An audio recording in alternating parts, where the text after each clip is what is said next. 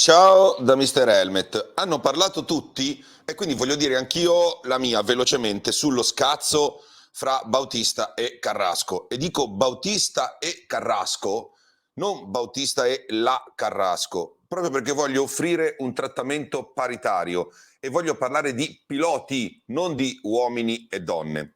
È successa una cosa molto brutta? Sì, ma non quella che dice qualche sfigato buonista. E non è questione di punti di vista, ma di cronometro, ok? Se vi piace tutto questo, iscrivetevi al canale, attivate le notifiche e supportate Mr. Helmet attraverso lo shop o con qualche donazione se vi va, o con i super stickers e i super grazie, oppure con l'abbonamento. Una volta spendevamo decine di euro al mese per avere delle riviste di moto, adesso se volete potete supportare un sito indipendente con pochi centesimi al giorno. Vado veloce, la verità è che senza diciamo così, andare a guardare il foglio dei tempi, che renderebbe tutto ancora più impietoso, è che Carrasco ha girato quando è andata bene, 7 secondi più lenta quando è andata bene, con traiettorie a volte abbastanza esotiche e con situazioni di 11 secondi più lente degli avversari e anche di più. E sono numeri inutili,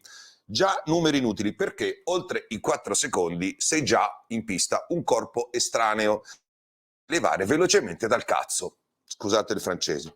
Quindi se un pilota come Bautista è caduto o anche solo ha perso un giro importante per questo motivo, fa bene a rilevarlo. Non ha offeso nessuno, ha semplicemente detto che il pilota Carrasco era in mezzo ai piedi e lo ha fatto andare nello sporco con conseguente caduta. Si giudichi su questa affermazione, se vera o no. Carrasco ha girato come un pilota che non fa parte del contesto di quei test, ammesso che sia giusto far girare diverse categorie e va bene. Questo ha detto Bautista. Prima cosa, in un mondo di pagliacci, perbenisti, buffoni, burattini, Alvaro Bautista, che ricordiamo è il campione in carica della Superbike, ha detto quello che pensava. Non ha insultato nessuno ed è quindi da applaudire per questo. Bautista è da applaudire perché ha trattato Carrasco come un suo pari, come un pilota e non come una donna, e gli ha detto cose da pilota e non da donna, cioè non ha giudicato il suo sedere, i suoi capelli, le sue tette, ma la sua guida. Non ha avuto riguardi per il fatto che Carrasco sia una donna. Questa è la più grande forma di rispetto possibile fra avversari. Seconda cosa, Anna Carrasco vuole cimentarsi con gli uomini e poi parla di atteggiamenti maschilisti quando non ci riesce. Anna Carrasco, diciamolo, è un pilota assolutamente rispettabile e di qualità. Di Supersport 300, dove le differenze fisiche con gli uomini forse possono essere annullate, e ha fatto anche gare discrete in altre categorie. Purtroppo non è un pilota da mondiale, da questo tipo di mondiale, da mondiale Supersport, e non può correre, al momento così sembra, con gli uomini. Quindi non è maschilismo, è questo motociclismo. Io non ho mai visto Alessia Polita, Paola Cazzola, Katia Pönsen, oppure anche Letizia Marchetti rompere i coglioni. Eppure hanno corso in periodi e situazioni in cui per le donne era molto più difficile di adesso, dato che nessuno regalava niente, nessuno garantiva niente e di certo non c'era il Me Too imperante, buonista, salvaculo che c'è adesso. Il motociclismo è uno sport violento, più violento della box, ok? Perché non ha categorie, più violento delle arti marziali, perché oltre al corpo a corpo, il motociclismo ha il cronometro, è lo sport più sessista che c'è per natura.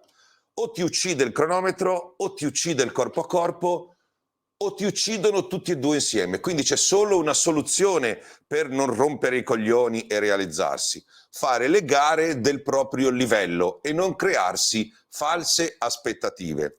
Esiste un motociclismo femminile? Bene. Esistono dei campionati misti, ma alla portata per vari livelli? Benissimo. Alle donne dico, Anna Carrasco è stata trattata da Bautista, non da donna, ma da pilota, vale di più. Alle donne dico, il rispetto e la compassione sono due cose diverse. Il rispetto si ottiene combattendo senza chiedere favoritismi. La compassione, invece, travestita da rispetto, è un boccone avvelenato.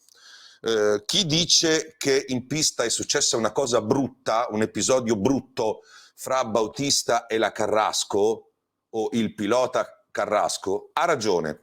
È successo che un pilota fermo ha fatto rischiare la vita, meno così dice, a uno che è lì per giocarsi il mondiale, niente di più.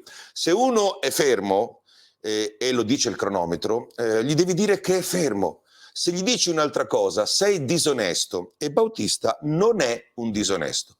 Chi strumentalizza tutto questo si mette a parlare di modi, di toni, di educazione, di opportunità in pista e fuori, è uno sfigato, perché fa benaltrismo e si rifiuta di dare ragione all'unica cosa che conta nel motociclismo e che ancora non può essere messo in discussione, che è questo qui, il cronometro. Ok? Ciao da Mr. Helmet.